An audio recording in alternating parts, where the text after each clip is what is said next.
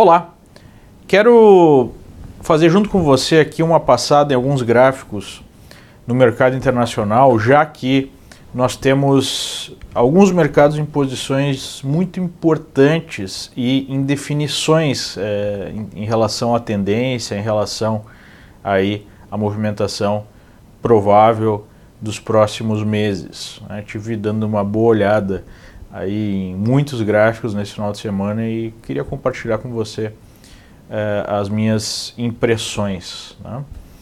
Bom, nós temos aqui fora, aqui nos Estados Unidos, o mercado se movimentando em direção ao seu topo histórico, Dependendo do índice que nós observamos, nós já temos esse mercado até ultrapassando o topo histórico formado no início do ano, fazendo aqui uma breve recuperação do que aconteceu, No início de 2018 nós tivemos uma movimentação muito forte de alta no S&P, que pode ser observado aqui no gráfico, Aqui em verde você tem a linha d'água do ano, ou seja, o preço de fechamento de 2017, último pregão, e nós tivemos um tiro aqui para cima com o mercado produzindo uma forte alta em janeiro desse ano e depois uma correção muito aguda, perdendo inclusive o fechamento do ano, desfazendo toda a alta inicial.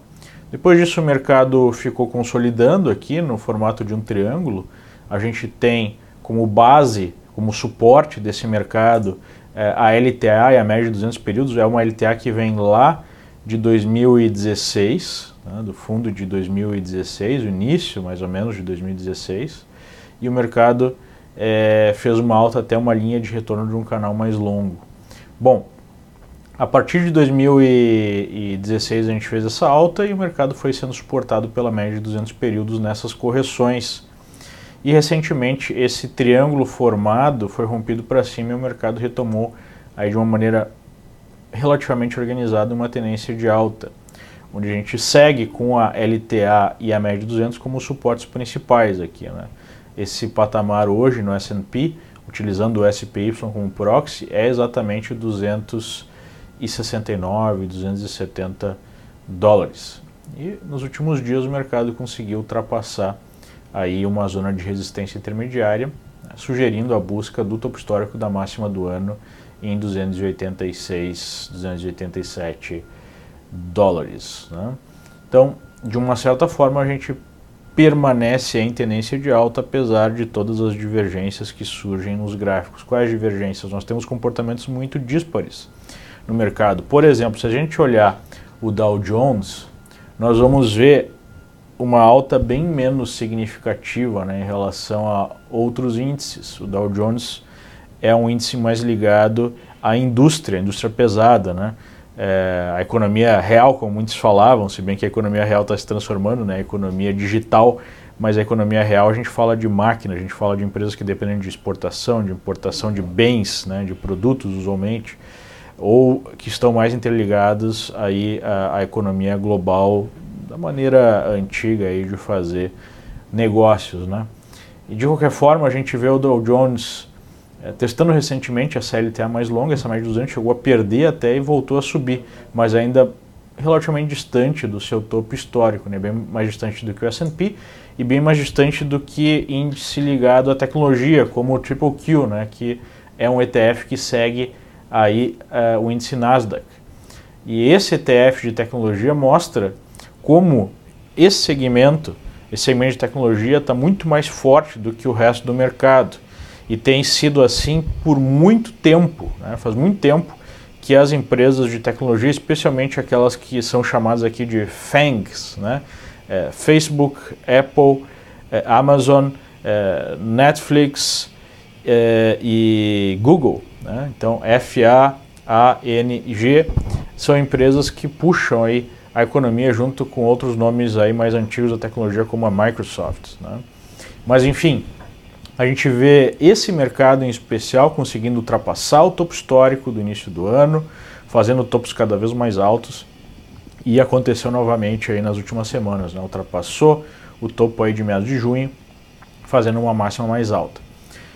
Mas o que a gente está observando nos últimos dias é uma série de sinais negativos nesses papéis aí que puxaram o índice. Por exemplo, o próprio Facebook fazendo uma queda violentíssima depois que veio um resultado muito diferente do esperado, não em termos de resultado no trimestre anterior, mas em termos de guidance, né, em termos da expectativa da empresa para o futuro. Então isso produziu um buraco aí nesse gráfico, uma queda de 20% no único pregão, e agora o mercado está seguindo essa queda, talvez até para buscar um suportão aí em $149, né, que seria um objetivo aqui desse movimento, já que se perde esse suporte intermediário. Então aqui a gente tem um sinal, né, de uma dessas empresas fazendo uma queda muito forte, uma queda mais intensa do que a queda anterior, né, talvez em busca de uma LTA mais longa e de um suportão. Outra empresa que é uma empresa de crescimento, uma das favoritas aí do mercado, é a Netflix.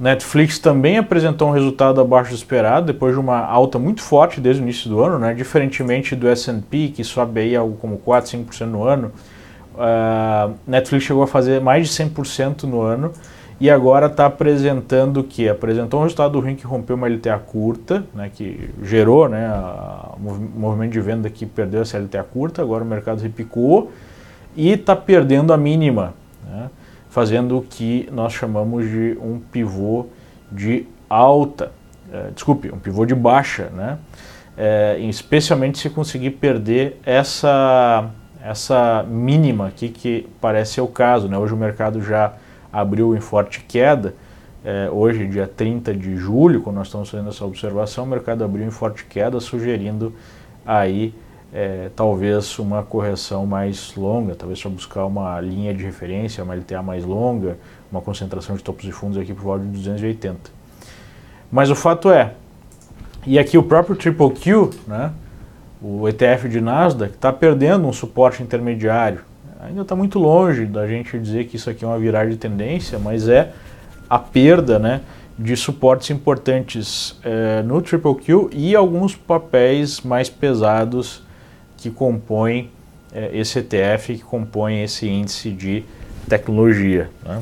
Então é importante acompanhar de perto essa situação. Hoje nós vamos ter resultados da Apple que apresentam aí talvez, né, mais um sinal de desapontamento ou de expectativa negativa no mercado. A Apple, outra empresa que apresenta uma boa alta em 2018, mas não tão forte quanto Netflix, por exemplo, né? E aí, se a gente der uma olhada em outros mercados, a gente vai ver pontos importantes de decisão também, né? Emergentes vem aí numa tendência de baixa em 2018, depois do início muito positivo, está fazendo aqui o mercado topos e fundos descendentes, e agora repicou até uma zona de resistência que havia sido, né, um suporte anterior que havia sido perdido, também uma LTB desse movimento. Então está num ponto de decisão aqui na zona de $45 do EM, o ETF de emergentes, que é composto também por ações brasileiras, mas o principal componente desse ETF de emergentes é o mercado chinês, né? FXI, que também repicou forte nos últimos dias, depois de ter perdido uma mínima, repicou forte, mas não apresenta aí, está longe de apresentar claramente uma tendência de alta, né? O que a gente observa nos emergentes é uma coisa engraçada. Se a gente colocar um gráfico mais longo, nós vamos ver que o mercado de emergentes, eles trabalham, né, em dólares, ainda bem abaixo do topo de 2008. Ou seja, nós podemos dizer que esse mercado está praticamente uma década sem produzir uma movimentação positiva mais aguda. Claro que teve o crash de 2008 e a recuperação, mas desde então o mercado está mais lateral. O próprio EWZ, que é o ETF de Brasil, também apresenta um comportamento ainda, né, de correção frente ao topo de 2008. Apesar de nominalmente o Ibovespa estar acima da máxima de 2008, em dólares, ou se você deflacionar, ou se você levar em consideração o custo de oportunidade, você vai ver uma situação como essa, né? O mercado fez um topo em 2008 em $100 e agora o EWZ está em 37 dólares, né? Isso recuperando desde o fundo de 31 dólares, ou seja, está muito distante ainda do topo. Tem duas leituras para isso. Uma leitura é que esse mercado está corrigindo há muito tempo, que estaria pronto a iniciar um novo ciclo de alta, ainda mais em comparação com a alta forte que teve no S&P, né? Isso favoreceria aí uma possível alocação global mais pesada em emergentes. Mas, por outro lado, esse mercado demonstrando fragilidade. Se a gente buscar o auxílio da situação internacional, né, nós vamos ver que essa situação internacional e o ciclo de negócios, ele não sugere, de uma maneira geral, né, um cenário positivo para emergentes. Por quê? Porque a gente tem aí um ciclo longo de expansão da economia global e, basicamente, vários sinais já de alguma desaceleração e da possibilidade de entrada em algum processo de recessão em algum momento. Talvez não exatamente agora, mas estamos mais perto do fim do que do início desse ciclo, provavelmente. A gente sempre fala aqui em possibilidade e nunca em certeza, porque o mercado carrega um grau alto de incerteza, né? Mas enfim, se nós acreditarmos nisso, que o mercado está numa fase final de um ciclo de expansão, é muito difícil imaginar um cenário de recessão global onde emergentes apresentem um movimento positivo, né? Não vejo essa dissociação, e também não podemos deixar de avaliar que a China apresenta uma série de problemas, e a China tem sido, né, o principal componente do mercado de emergentes, e os principais emergentes dependem direto ou indiretamente do mercado chinês. Então fica difícil pensar aí numa dissociação do tipo, eu vou vender mercado americano e vou comprar emergentes por conta dessa distância aí em performance nos últimos 10 anos, né?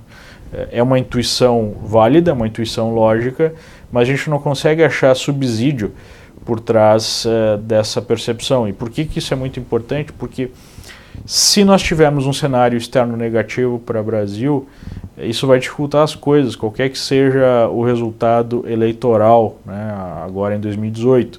Se ele for positivo, obviamente que isso deixa o Brasil mais resiliente para enfrentar um cenário internacional ruim, ou até mais positivo para aproveitar algum tipo de cenário aí que não demonstre, né, todo esse pessimismo do tipo uma extensão desse crescimento global por mais alguns anos, ou de uma maneira menos provável ainda, né, uma dissociação entre mercado desenvolvido, especialmente o mercado americano, e o mercado de emergentes, né? A gente não consegue enxergar muito claramente isso.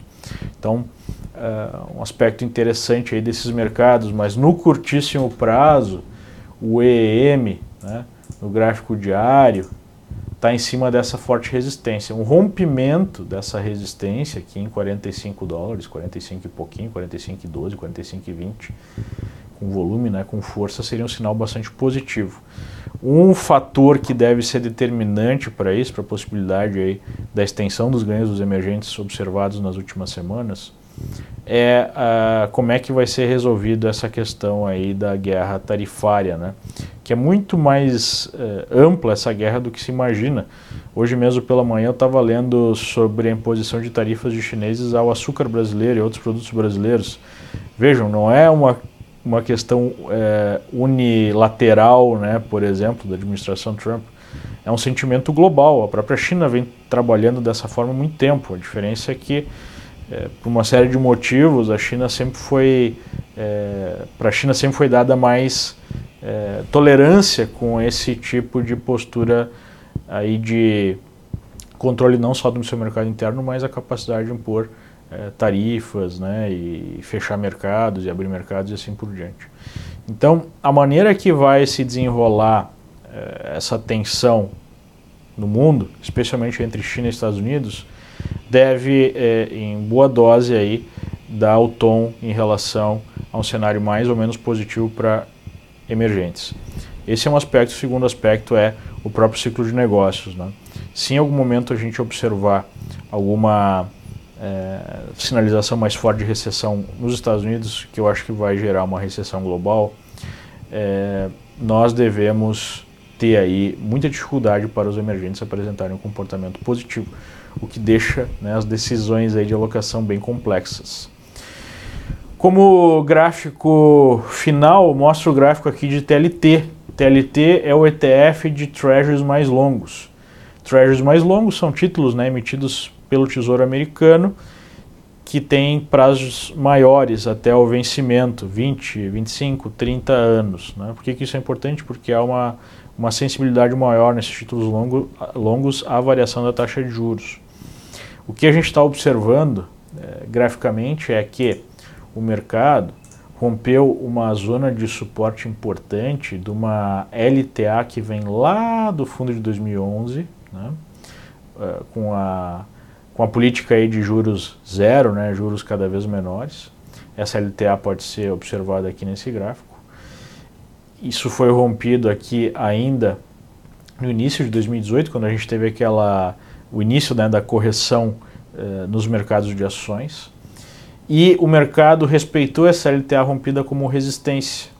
E recentemente fez esse teste e voltou a cair o TLT. O que significa a TLT em queda? Significa uma expectativa de juros mais altos, porque os títulos eles se movimentam de maneira inversa, né? Quando um título sobe de preço, um título de renda fixa, isso significa juros mais baixos. Quando um título cai de preço, significa juros mais altos. Então, uma sinalização de manutenção de um processo de juros mais altos é algo negativo para a economia num prazo maior e aumenta a expectativa de alguma recessão, né? Num tempo aí relativamente curto, se nós olharmos o ciclo mais longo.